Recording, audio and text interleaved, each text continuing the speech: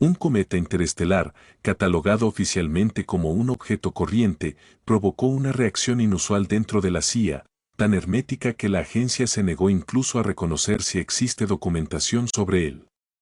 Al mismo tiempo, la comunidad científica abierta mantenía un discurso tranquilizador, no había nada fuera de lo normal. Sin embargo, una sola frase procedente de un intercambio desclasificado bastó para romper esa calma aparente. A partir de ahí surgió un recorrido que conecta anomalías en el polvo del cometa, rastros de níquel y un entramado legal de secretismo heredado de la Guerra Fría. La cuestión de fondo no es si el objeto conocido como 3I Atlas oculta tecnología extraterrestre. La verdadera incógnita es por qué quienes afirman comprenderlo tratan cualquier registro relacionado con él como si fuera material de alto secreto. ¿Qué hace que este caso resulte tan delicado? ¿Y en qué punto se agotan realmente las pruebas verificables? John Greenewald Jr. ha dedicado su carrera a seguir rastros documentales que las instituciones preferirían mantener fuera del alcance público. Poco después de que 3I Atlas fuera identificado como interestelar, Greenewald presentó una solicitud formal amparada en la Ley de Libertad de Información, FOIA, dirigida a la CIA. En ella pedía cualquier informe, análisis o comunicación interna que mencionara el cometa. La petición llegó a Langley a finales del verano de 2025, justo cuando la trayectoria y la composición del objeto ocupaban titulares en el ámbito astronómico. La respuesta llegó meses después y utilizó un lenguaje que, con el tiempo, se ha convertido en sinónimo de silencio institucional. La Oficina de Información Pública de la CIA comunicó que no podía ni confirmar ni negar la existencia de registros relacionados con 3I Atlas, amparándose en exenciones previstas en la Ley de Seguridad Nacional y en la propia ley de la CIA. No se asignó número de expediente, no se ofreció constancia de búsqueda alguna ni se dio pistas sobre qué podía estar en juego. La negativa no afirmaba que hubiera archivos, pero tampoco que no los hubiera. Declaraba, directamente, que reconocer su existencia o inexistencia era en sí mismo un asunto clasificado. Greenewald hizo pública la respuesta tanto en redes sociales como en su archivo digital, The Black Vault, subrayando el contraste con la política de datos abiertos de la NASA. A su juicio, aquello sugería que el cometa, o al menos la forma en que estaba siendo observado, había entrado en el ámbito de la inteligencia. El texto de la carta seguía el llamado modelo GLOMAR, una fórmula legal utilizada por primera vez en los años 70 para proteger misiones encubiertas de recuperación de submarinos durante la Guerra Fría. En este caso, ese escudo legal se aplicaba a un cuerpo celeste situado a millones de kilómetros de la Tierra y descrito públicamente como inofensivo y común. Desde entonces no han aparecido más detalles. La carta de la CIA no incluyó un índice Vaughan que enumerara documentos retenidos por categorías. No hubo entregas parciales, ni resúmenes de los esfuerzos de búsqueda, ni constancia pública de una apelación hasta comienzos de 2026. El único elemento verificable es el propio texto de la negativa, difundido en capturas de pantalla y citas, pero nunca como un documento escaneado con firma oficial.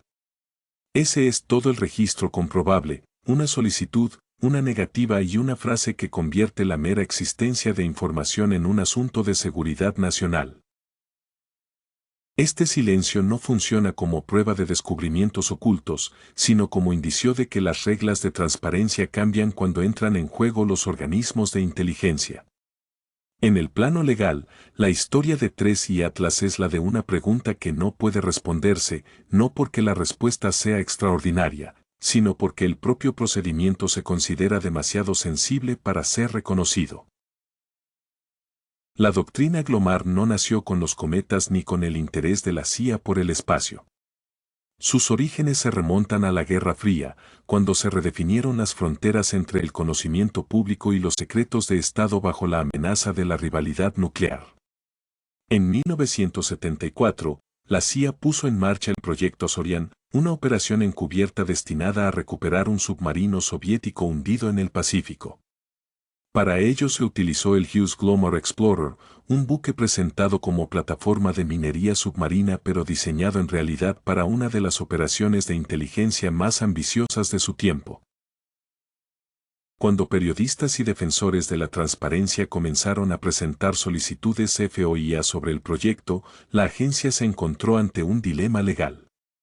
Responder afirmativa o negativamente podía revelar métodos, prioridades o incluso el hecho de que Estados Unidos seguía la pista de pérdidas navales soviéticas. La solución fue una negativa inédita. En 1975, la CIA comunicó a un tribunal federal que no podía confirmar ni negar la existencia de registros relacionados con el Glomar Explorer o la operación de rescate. No era una evasiva improvisada, sino una postura jurídica calculada. Un año después, en el caso Filipa contra la CIA, los tribunales respaldaron ese planteamiento al aceptar que reconocer la existencia o ausencia de archivos podía suponer un riesgo para la seguridad nacional. A partir de ahí se estableció un precedente. La doctrina Glomar se integró en el derecho estadounidense sobre secretos oficiales y se extendió con el tiempo a programas de reconocimiento por satélite, activos de inteligencia exterior y, en general, a cualquier asunto en el que admitir la existencia de documentos pudiera revelar capacidades o intereses clasificados. Abogados especializados en la FOIA describen la respuesta Glomar como un cortafuegos, no como un veredicto. No demuestra que se esté ocultando algo extraordinario. Su función es impedir incluso las pistas más mínimas sobre que observa el gobierno, como recopila información o que considera relevante. Esta lógica se apoya principalmente en dos leyes, la Ley de Seguridad Nacional y la Ley de la CIA de 1949, que permiten proteger fuentes y métodos frente a la divulgación. De forma reiterada, los tribunales han avalado esta postura siempre que la agencia ofrezca una justificación verosímil, a veces tan simple como afirmar que confirmar algo revelaría prioridades o enfoques analíticos de inteligencia. Las fuentes y los métodos forman parte del núcleo protegido del trabajo de inteligencia. Las estadísticas indican que, desde la década de 1970, la CIA ha recurrido a la respuesta Glomar en aproximadamente entre el 15% y el 20% de sus casos más delicados bajo la Ley de Libertad de Información. Estas situaciones suelen estar relacionadas con vigilancia espacial, tecnología extranjera o sistemas de reconocimiento desde plataformas aéreas y orbitales. En ocasiones excepcionales, incluso se ha utilizado este recurso para ocultar información sobre hechos públicos, cuando la agencia considera que admitir su interés podría revelar capacidades de seguimiento clasificadas. En el ámbito estrictamente astronómico, este tipo de negativa es casi inexistente. Los pocos precedentes se remontan a los años 90, cuando solicitudes sobre basura espacial o programas de vigilancia orbital fueron rechazadas para no exponer el nivel de precisión de los sensores estadounidenses. Precisamente por eso, cualquier postura Glomar aplicada a un objeto celeste resulta llamativa. Casi nunca ocurre es la expresión que emplean sus críticos. Para los abogados especializados en transparencia, Glomar es a la vez una fuente constante de frustración y una herramienta conocida. Mark Said, abogado con décadas de experiencia en casos FOIA, explica que se trata de un instrumento que a veces se usa en exceso, pero que encaja en la lógica del trabajo de inteligencia. Puede ser impugnado ante los tribunales, pero salvo que exista una prueba clara de mala fe o que el propio gobierno haya reconocido oficialmente la información, los jueces rara vez obligan a romper el silencio. El resultado es un sistema de doble vía. Las agencias científicas como la NASA operan con datos abiertos y debate público, mientras que las agencias de inteligencia pueden cerrar cualquier discusión con una sola frase. Ciencia abierta e inteligencia cerrada obedecen a reglas distintas. La respuesta Glomar no afirma nada sobre el contenido de la información. Afirma algo más básico, que incluso admitir que hay una pregunta supone un riesgo. Cuando esta doctrina se aplica a un cometa, observado abiertamente por astrónomos y descrito como inofensivo por organismos públicos, el contraste resulta evidente. La ley que en su día protegió secretos de submarinos nucleares ahora extiende un velo sobre una región del cielo. La lógica legal es coherente, pero el contexto parece desajustado. Una herramienta nacida en la era del espionaje submarino define hoy los límites de lo que puede saberse sobre un visitante procedente de fuera del sistema solar. Desde el punto de vista astronómico, la trayectoria de 3 y Atlas no deja dudas sobre su origen. El Centro de Planetas Menores registró una órbita claramente hiperbólica, con una excentricidad muy superior a 1, lo que indica que el objeto no está ligado gravitacionalmente al Sol y no regresará. El perihelio, su punto de mayor cercanía al Sol, se produjo a finales de octubre de 2025, a una distancia de entre 1,36 y 1,4 unidades astronómicas, ligeramente más allá de la órbita terrestre. El acercamiento máximo a la Tierra tuvo lugar en diciembre de ese mismo año, a unos 1,88 unidades astronómicas, aproximadamente 270 millones de kilómetros. En ningún momento supuso un riesgo para el planeta ni para los satélites. Su seguimiento se apoyó en más de un centenar de observaciones realizadas desde decenas de observatorios, lo que permitió fijar su trayectoria con una precisión poco habitual incluso para objetos interestelares. La velocidad, el ángulo de entrada y la dirección de salida coinciden con lo esperado para un cuerpo formado alrededor de otra estrella que pasó miles de millones de años vagando por el espacio antes de cruzar nuestro sistema de forma casual. Todas estas cifras anclan el debate en hechos medibles y repetibles, dejando poco margen para dudas sobre su recorrido, aunque continúen las discusiones sobre si hay algo más que lo distinga de un cometa convencional. La NASA, y en particular el Laboratorio de Propulsión a Chorro, JPL, ha mantenido siempre una postura clara. En comunicados y ruedas de prensa, la agencia ha descrito a 3 y Atlas como un ejemplo casi de manual de cometa interestelar, un fragmento helado de otro sistema estelar siguiendo una trayectoria hiperbólica que garantiza que no volverá. Desde mediados de 2025, las notas oficiales subrayan la solidez de los cálculos orbitales, la claridad del rumbo de salida y la ausencia total de peligro para la Tierra. Un portavoz del JPL insistió ante los medios en que se trata de una oportunidad científica excepcional, no de un motivo de alarma. El tono institucional es seguro y casi rutinario. Se destaca la calidad de los datos, con más de 100 observaciones independientes y campañas de imagen tanto del telescopio Hubble como del James Webb. En el lenguaje técnico se habla de una coma activa, producción de polvo esperable y procesos de desgasificación coherentes con el calentamiento solar. Ante preguntas sobre peculiaridades como la estructura de polvo orientada hacia el Sol o la presencia de níquel, los científicos remiten a modelos revisados por pares y a explicaciones naturales. En una sesión de preguntas, un investigador del JPL fue tajante: no hay indicios de nada artificial y todo lo observado encaja dentro del comportamiento normal de los cometas. El relato de la ciencia pública es, por tanto, uno de observación, medición y explicación. El mensaje es sencillo: 3 y Atlas es excepcional por su procedencia, no por su naturaleza. Esa seguridad contrasta con el silencio cauteloso de los canales de inteligencia. Para la comunidad científica, el caso está resuelto. Para quienes analizan los límites del secreto oficial, esa divergencia es precisamente lo más revelador.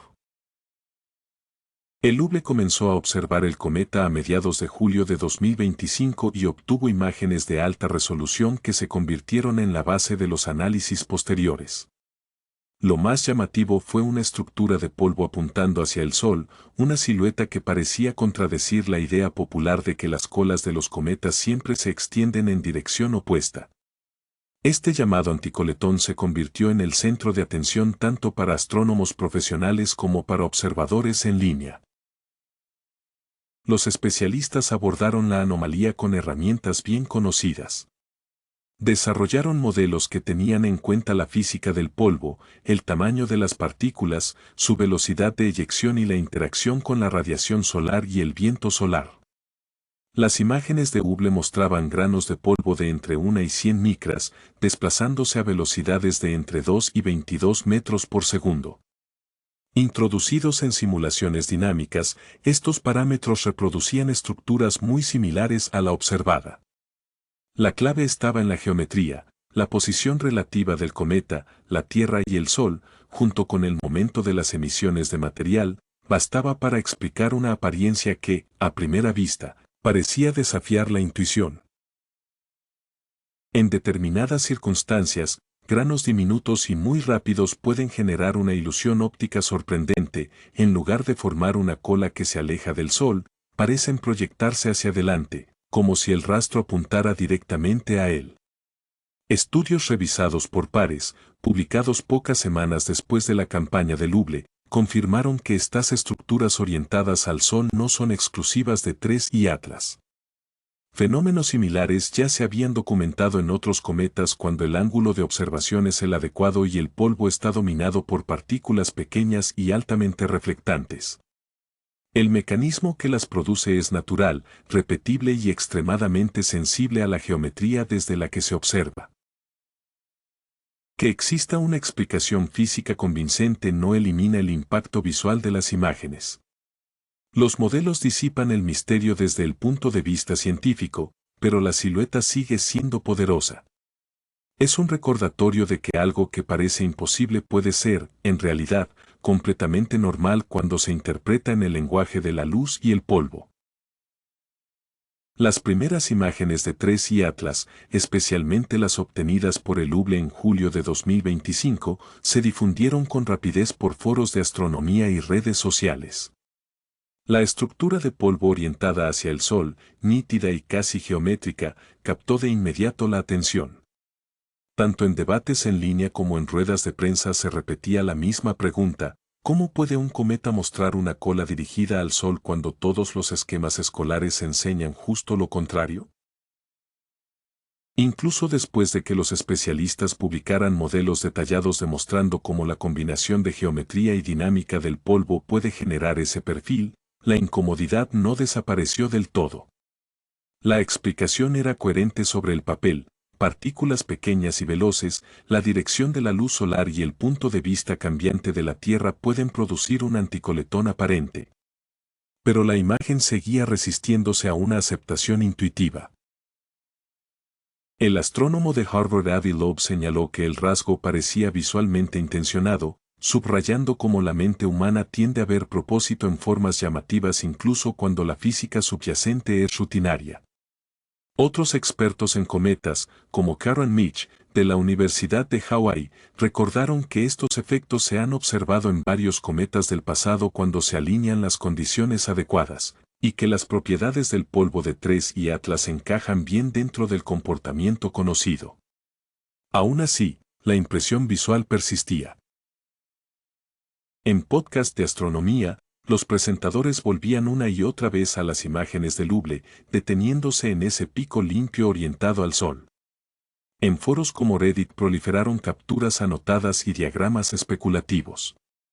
El anticoletón se convirtió en un ancla psicológica, un detalle que parece mal incluso cuando está explicado. Esta tensión entre rareza visual y normalidad física ha pesado más en la reacción pública que cualquier artículo técnico.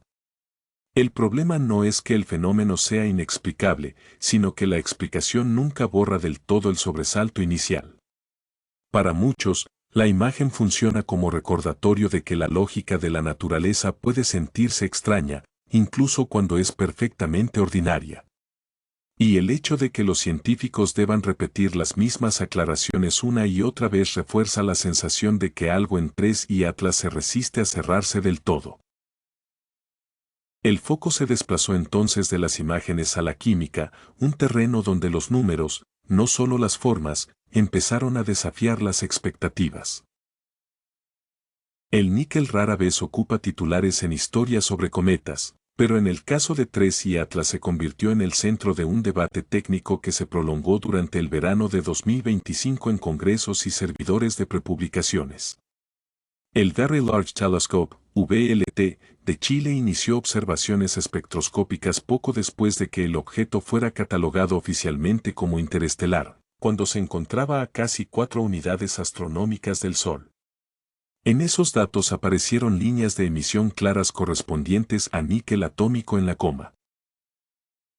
Durante las semanas siguientes, a medida que el cometa se acercaba al Sol, esas señales de níquel se intensificaron y se mantuvieron estables.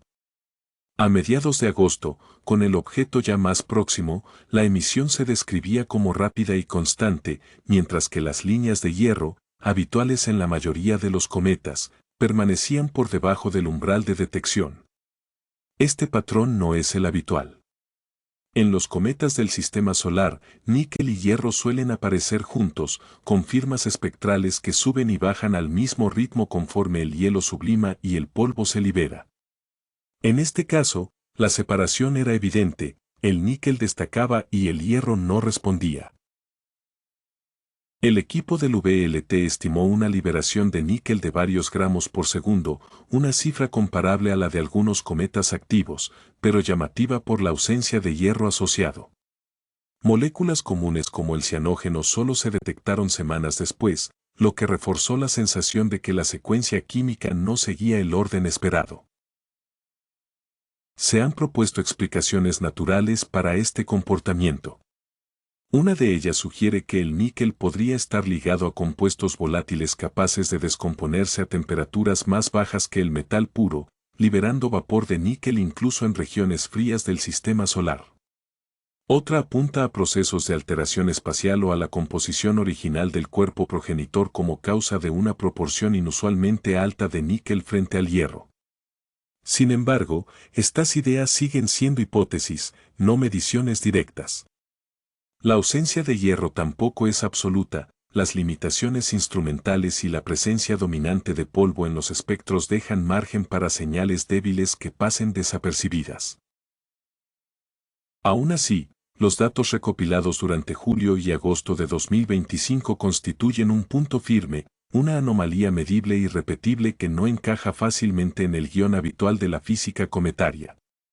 El debate no gira en torno a lo imposible, sino al patrón. Algunos astrónomos han defendido que el desequilibrio es real y apunta a procesos o historias que no están bien representados en los modelos estándar. Otros, incluidos los propios observadores del VLT, advierten que la química de los cometas es muy variable y que lo raro no equivale a lo antinatural. Lo que distingue este caso es la nitidez de la detección y su momento. Las líneas de níquel aumentan con claridad justo cuando el estatus interestelar del objeto atrae una atención creciente tanto científica como institucional. No se trata de un efecto visual ni de un juego de geometría, sino de emisiones atómicas registradas en grandes volúmenes de datos y confirmadas en noches distintas. Para quienes buscan algo sólido en una historia llena de ambigüedades, el níquel ofrece un punto de apoyo, un hecho que puede medirse, discutirse y que, por ahora, no tiene una explicación completa. Los modelos de trayectoria de TRES y Atlas muestran además cómo fuerzas diminutas, casi imperceptibles, pueden modificar el camino de un objeto que atraviesa el sistema solar. Los primeros cálculos orbitales, basados en más de un centenar de observaciones desde Tierra, dibujaban una salida hiperbólica limpia. Pero conforme el cometa se iluminó y llegaron nuevos datos, aparecieron pequeñas desviaciones, empujones que la gravedad por sí sola no podía justificar. Es la huella de los llamados efectos no gravitacionales, bien conocidos por los investigadores de cometas. El calentamiento solar activa chorros de gas en la superficie y, si estos no son simétricos, actúan como minúsculos motores que alteran la trayectoria. Con el tiempo, estas fuerzas suaves pueden desplazar al objeto distancias enormes, demostrando que incluso en el vacío del espacio, los detalles más sutiles cuentan. Las primeras señales de que algo no encajaba del todo aparecieron a finales de julio de 2025, cuando los modelos orbitales actualizados empezaron a discrepar sobre el rumbo final de TRES y Atlas. Equipos distintos, utilizando supuestos diferentes sobre el contenido de volátiles y la porosidad del núcleo, llegaron a estimar que la trayectoria de salida podría desviarse entre 0,1 unidad astronómica, hasta unos 75 millones de kilómetros. Un margen así dificulta enormemente cualquier intento de predecir con precisión dónde estará el cometa en el futuro. Los cálculos demostraron ser extremadamente sensibles. Cambiar la densidad asumida del núcleo de 0,5 a 0,1 gramos por centímetro cúbico o ajustar ligeramente el porcentaje de la superficie activa, bastaba para alterar de forma drástica las predicciones. La incertidumbre sobre propiedades físicas clave, cuánto hielo queda, cuán poroso es el cuerpo, cómo incide la radiación solar sobre su superficie, se traduce directamente en incertidumbre sobre su trayectoria. Los trabajos publicados en la segunda mitad de 2025 subrayaron esta dependencia. Algunos apuntaban al monóxido o al dióxido de carbono como motores principales capaces de alimentar chorros potentes incluso lejos del Sol.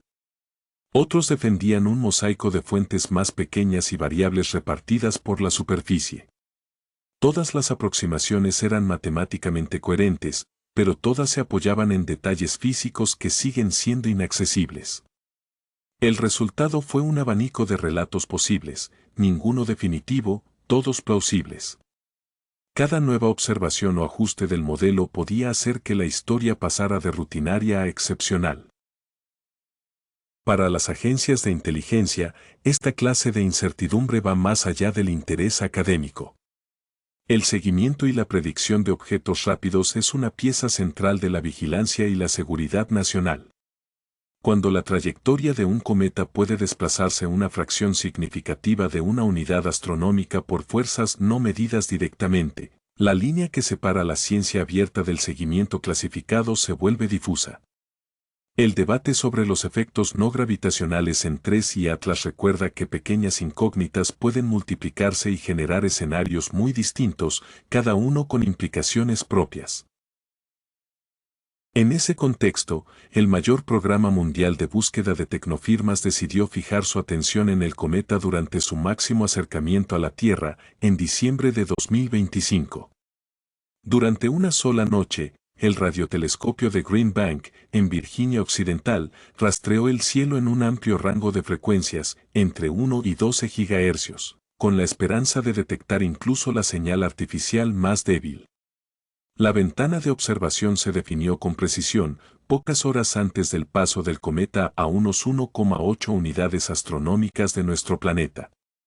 Era el mejor momento para captar posibles señales de banda estrecha, fueran intencionadas o simples fugas. El sistema de análisis estaba diseñado para resaltar cualquier anomalía que sobresaliera del fondo cósmico. Los algoritmos buscaron patrones repetitivos, picos repentinos o desplazamientos que siguieran el movimiento del cometa. Al finalizar la sesión, no apareció nada fuera de lo común. El informe oficial concluyó que no se detectó ninguna emisión artificial y que todas las señales observadas eran compatibles con el ruido habitual asociado a cometas. Este tipo de resultado suele interpretarse mal. Una búsqueda sin detecciones no es un veredicto absoluto. Lo que los datos de Green Bank indican es algo muy concreto, durante unas horas determinadas, en un conjunto específico de frecuencias y con el telescopio apuntando directamente a TRES y Atlas, no hubo señales de radio de banda estrecha por encima del umbral de sensibilidad. No descarta emisiones fuera de ese rango, transmisiones intermitentes en otros momentos o tecnologías completamente distintas. No dice nada sobre balizas ópticas, señales de espectro ensanchado ni emisiones dirigidas lejos de la Tierra. Tampoco puede evaluar objetos que no emitan radio en absoluto. Las limitaciones forman parte del método. La direccionalidad importa, una señal enfocada en otra dirección nunca alcanzaría la antena. El ciclo de emisión importa, un pulso breve entre escaneos podría pasar desapercibido. El tipo de modulación importa, si la información se codifica en polarización o fase, el sistema estándar puede no reconocerla. Incluso los algoritmos más avanzados solo detectan aquello para lo que han sido diseñados. La sesión de Green Bank examinó una categoría muy concreta de tecnofirma, emisiones de radio intensas, persistentes y de banda estrecha. No encontrar nada impone una restricción, pero no cierra el debate general. Este enfoque refleja la disciplina del campo SETI.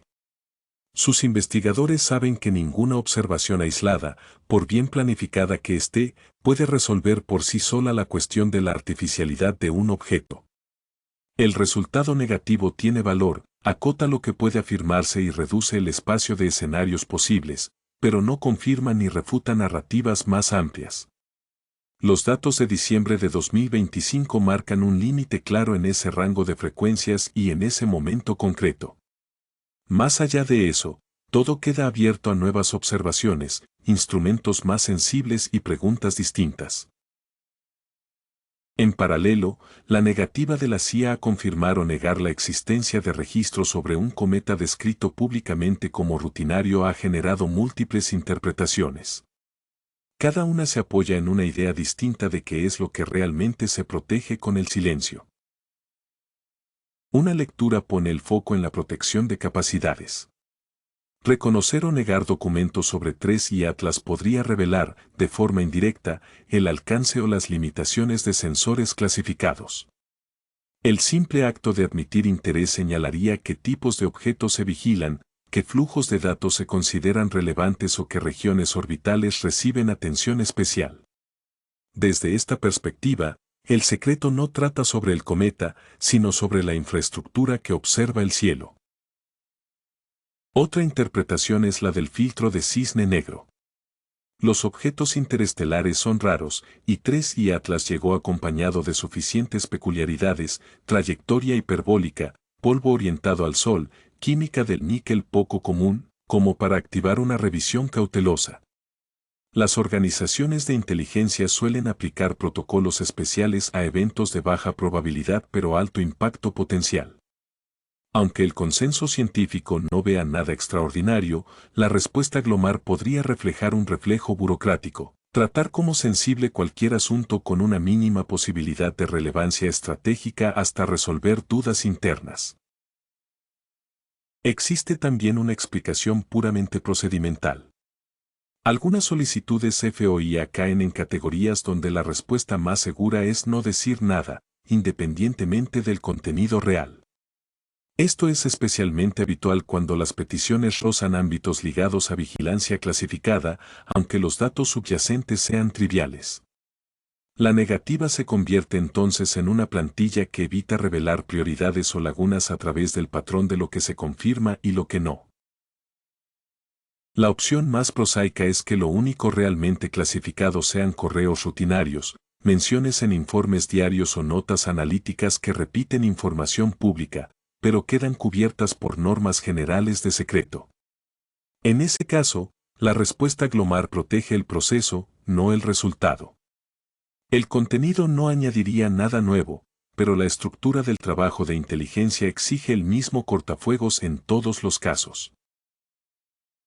Ninguna de estas explicaciones requiere saltar a lo extraordinario.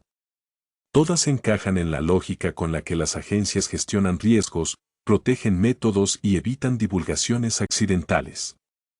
Y aún así, la pregunta persiste: si todos los datos públicos apuntan a un cometa normal, ¿qué hace que incluso la existencia de archivos sea tratada como un asunto de seguridad nacional? ¿Qué dice exactamente la negativa de la CIA en su forma íntegra? ¿Se trata de un glomar total o parcial? Si el relato público es tan seguro, ¿qué tipo de información podría justificar este nivel de protección? ¿Convergen los modelos químicos y de trayectoria a medida que llegan más datos, o las anomalías se mantienen? ¿Desaparece la señal de níquel con la distancia o sigue desafiando el patrón habitual? ¿Las estructuras de polvo orientadas al Sol quedan definitivamente explicadas o nuevas imágenes reabren el debate?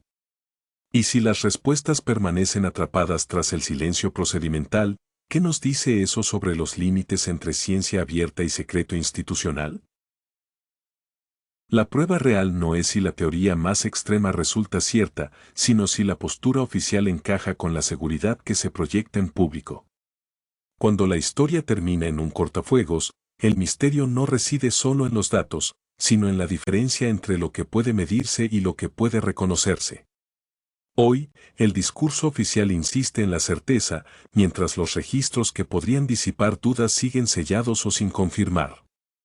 A medida que cada anomalía se explica, el patrón de secretismo selectivo permanece. La lección final no trata de un cometa concreto, sino de cómo las instituciones gestionan la información incómoda. La transparencia no es solo un ideal, es una condición para la confianza pública. Las preguntas siguen vivas no por lo que sabemos, sino por aquello que aún no se nos permite ver.